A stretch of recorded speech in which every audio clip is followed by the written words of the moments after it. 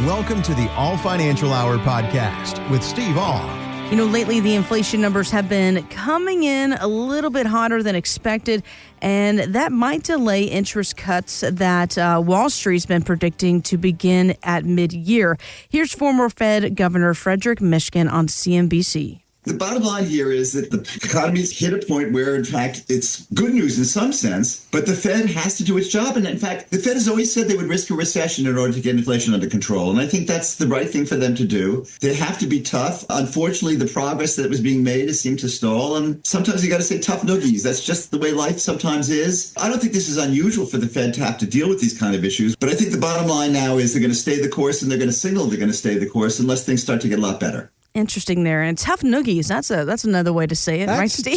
That's a different way to put that one. It is. So, I mean, of course, you know, what are your thoughts on this? Because also, again, he talks about them risking a recession. Well, we've talked about it before. There's some out there saying that 2024, we're going to have the worst recession we've ever seen. What are you telling your clients? Are people concerned about this? Well, I look at it to the part where the Federal Reserve doesn't have an easy job. Try driving your car looking in a rearview mirror. It's very difficult to do because they're always looking at what's going on behind. Sure. We've talked about it. And at the beginning of the year, inflation was starting to look pretty good. And everybody was predicting that we might have 4 rate cuts because usually when the Federal Reserve starts dropping the rates, they drop it very quickly. That's to stimulate the economy. Well, they've had to look at the numbers, and the numbers are saying we don't need that stimulation right now. Mm-hmm. There's whispers going along that if the inflation goes up, they could actually increase rates again. I stated it over a year ago. I don't think it's going to drop immediately. It's not going to be one of these fast ups, fast downs. We do have the possibility of one more increase before it's done. So we look at that, and so we really don't know. So we have to look at, in our economy, higher interest rates. Who does that affect the most? It affects the people that are borrowing money. Okay, home mortgages, higher cost. Mm-hmm. Cars, higher cost. So we look at the fact that those interest rates are really hurting that side of it. Now, the inflation brings up the cost and one of the problems for retirees. You know, if I'm on a fixed income budget, I don't have as many, the cost of things have gone up tremendously. Go out to eat and find out how much it's increased. Crazy. The gasoline at the pump. So those things are going. But some of the things that is advantageous to those of us that are close to retirement or near retirement. Remember when those money market accounts were paying almost nothing? Mm-hmm. Now, if you go outside of your bank, you might get 4 or 5% for your lazy money.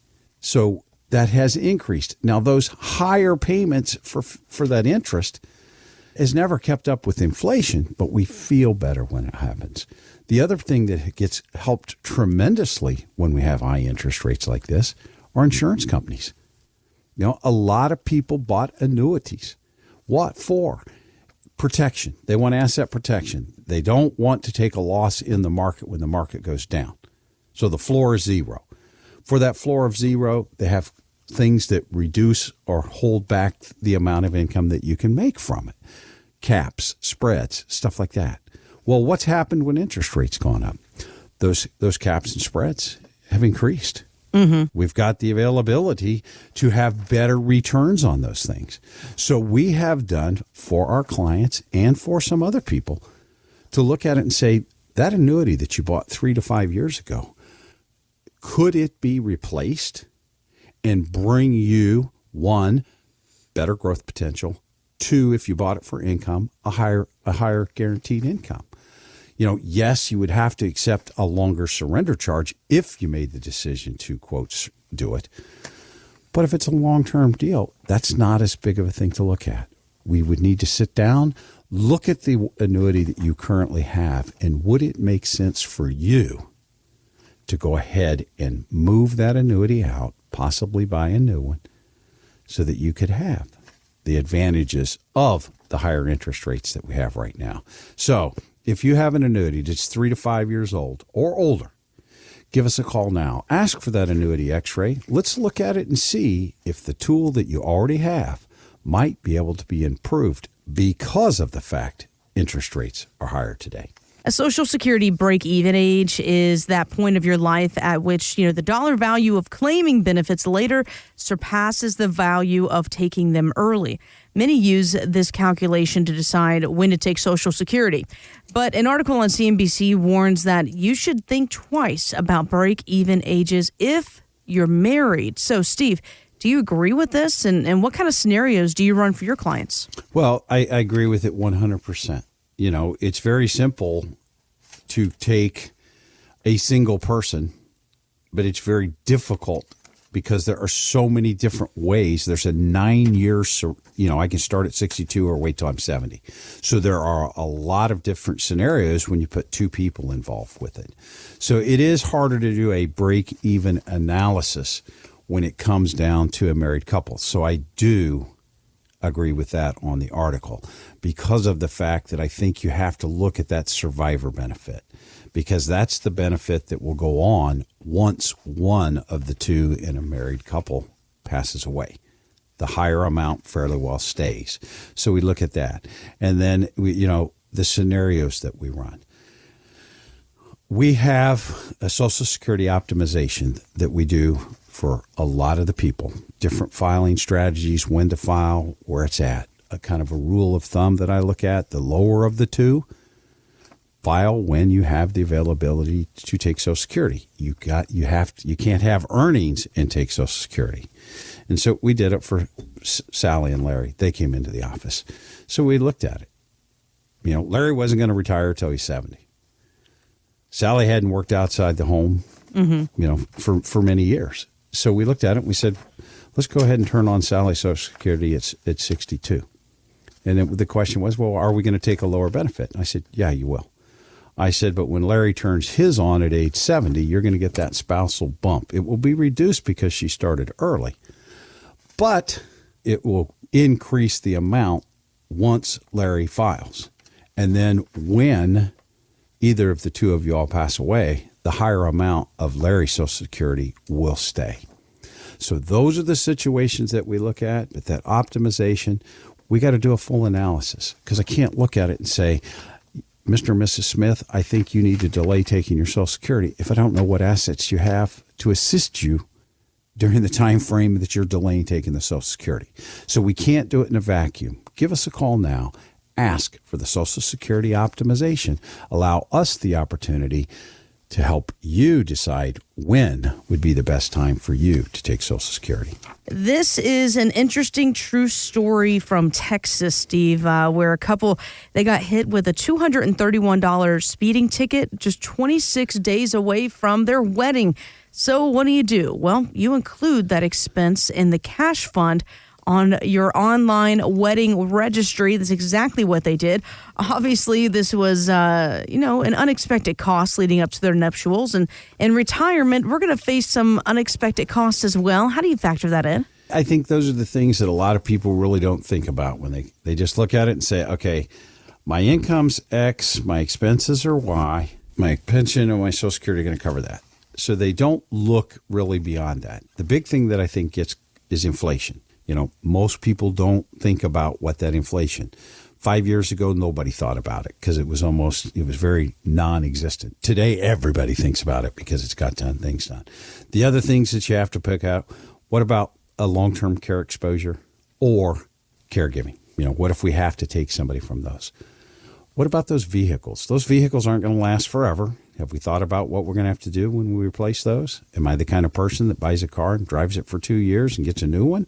Or do I drive it until the wheels fall off? Home repair. Home repair has got to be a part of it. You have to build a part into your plan for those things that you don't plan on happening. And then I think the biggest one that most people forget is income taxes. Why? We were told that you're going to be in a lower tax bracket in retirement. Defer. Well, most people are finding out they're not in a lower tax bracket in retirement. By the time you inherit anything from your parents, you'll probably be in the highest earning years of your life there. And that could present some tax problems, right, Steve? Yeah, it's got that. And I think the biggest thing that we're looking at right now when it comes to it, remember when we were younger and the IRAs and the 401ks came into play and we were told defer, you're going to be in a lower tax bracket in retirement. Yeah. And then they also said those rules around the IRAs and 401ks. When you pass away, your spouse gets to use it. When your spouse passes away, it'll pass down to your kids and they'll get to stretch it over their lifetime. Mm-hmm. That's what we were told a long, long time ago when we all started saving. So we all started saving diligently into these IRAs and 401ks. Well, in 2020, the Secure Act, I prefer to call it the Insecure Act, was passed. And that part of when the two of you pass away, it will go to your kids and they can stretch it over their lifetime. That part went away. They said that we're going to make them take that money out of those accounts with required minimum distributions, that they have to take them out in a 10-year period. So what we've done, I think, a guy I've been to a lot of his events, Ed Slott, Yeah. basically puts it, he says, we're passing a tax time bomb onto our kids. And if a lot of people go, well, what do you mean Yeah. by What does that? that mean? Yeah. What do you mean by that? It was put to the point where we were told we'd be in a lower tax bracket. Well, we might because we have pensions and Social Securities that meet our incomes. Then when we have to take the required minimum distributions, at that time was 70.5. That Secure Act law also raised that to 72, then 73. And if you're younger, it's all the way up to 75 before you have to take the required minimum distributions. So now you don't have to take those things. So those IRA accounts continue to grow. And as it was just stated, you put it, that most people pass away in their children's higher earning years. Now, all of a sudden, your child has to take the money out of these accounts. Well, when they take the money out of these accounts, they're not required to spend it, but they are required to pay the taxes on it. So they could be in their higher earning years when you have to take those taxes. So in my opinion, one of the greatest risks we have right now is legislative risk. They keep changing the rules, but the rules never come to our advantage. So if you've got too much money in your IRAs and 401ks, you could be passing a tax time bomb onto your kids. Now, what do I mean about too much money? Most people don't realize that the average money in a 401k account is somewhere between $150,000 to $200,000. So if you have an extra large IRAs and 401ks, you're somewhere between $250,000 and $750,000. You and your spouse, depending on pensions and lifestyle, might spend those assets down. And the number of kids you have could affect it. And you might not pass a tax time bomb onto your kids. But if you've got a double X, you're between $750,000 and $1.5 million, chances are you will pass a tax time bomb onto your kids. You're not going to spend down those assets during your lifetime, and they're going to pass those to the kids. They'll have to pay the taxes on it in 10 years. And if you've got a triple X, $1.5 million or above, you probably will be passing a tax time bomb onto your kids. The chances of you spending those down are not going to be real good. And I get a lot of people that'll sit there and say, well, Steve, what do we do about it? And I said, I think Roth conversions could be the best thing that you could possibly do. We're going to take money. We're going to pull it out of that always going to be taxed pocket. We're going to pay some taxes on it now, and we're going to put it into a never be taxed pocket.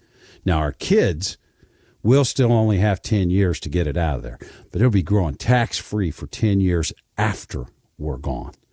So if they'll leave it in that account, it has the availability for the growth. And I get people that say, Steve, I wasn't planning on leaving any money to my kids anyway. And I look at them and I say, I only have one question. Would you rather leave it to your children or to the IRS? Thank God I've never had anybody that said they would prefer to leave it to the IRS. Can you imagine? Yeah, IRS So sounds good. if you're in that situation, and I look at it to the point, if you have $500,000 or more in IRA accounts, give us a call. Ask for that tax analysis so that we can run the analysis. Would Roth conversions make sense for you? Because reducing or eliminating taxes in retirement is the greatest thing you can do for a successful retirement. And it's also advantageous for our kids, because when I ask the question, do you think taxes are going to be higher in the future or lower? I haven't had anybody in a while say that they're going to be lower. Let's ask for that tax and analysis now.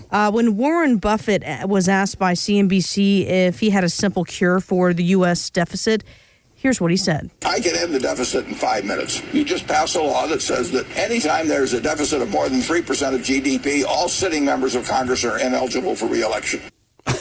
All right. Warren Buffett for president, everybody. What do you think about this? It's amazing to hear today. You know, I remember when they used to say they were going to spend millions of dollars on things. And then it's billions of dollars on things.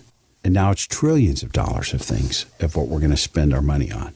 There's no really what I would call accountability, you know, and I look at it when we start to go with our clients.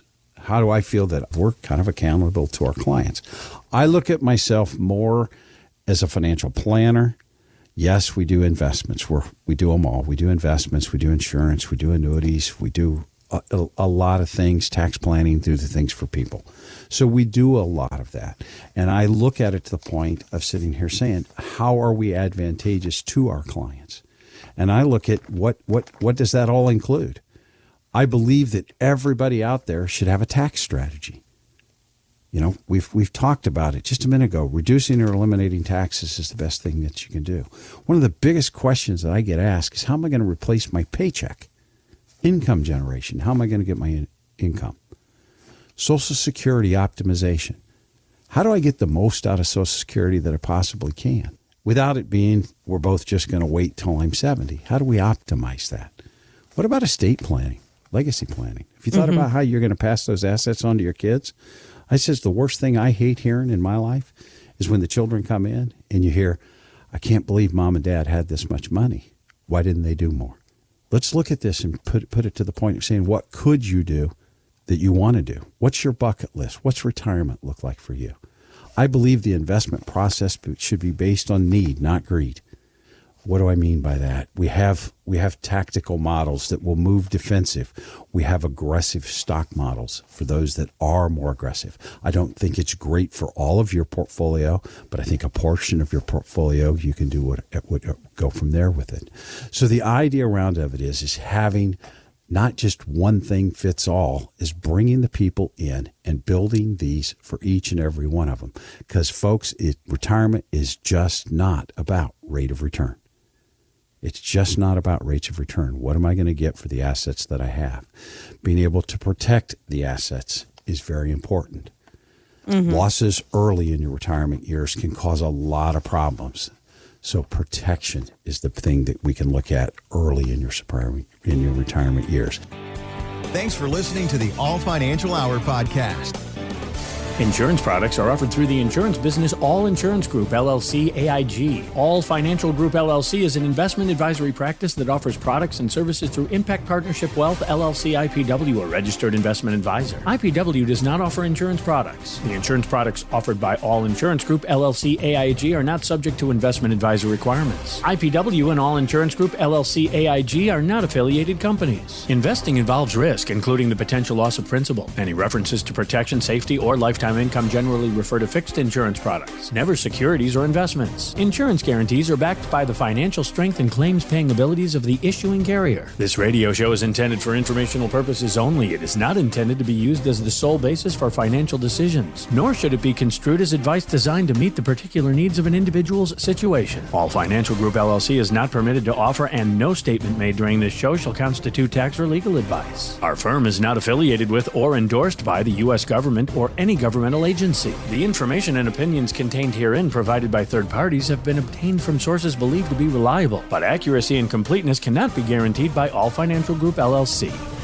This radio show is intended for information purposes only.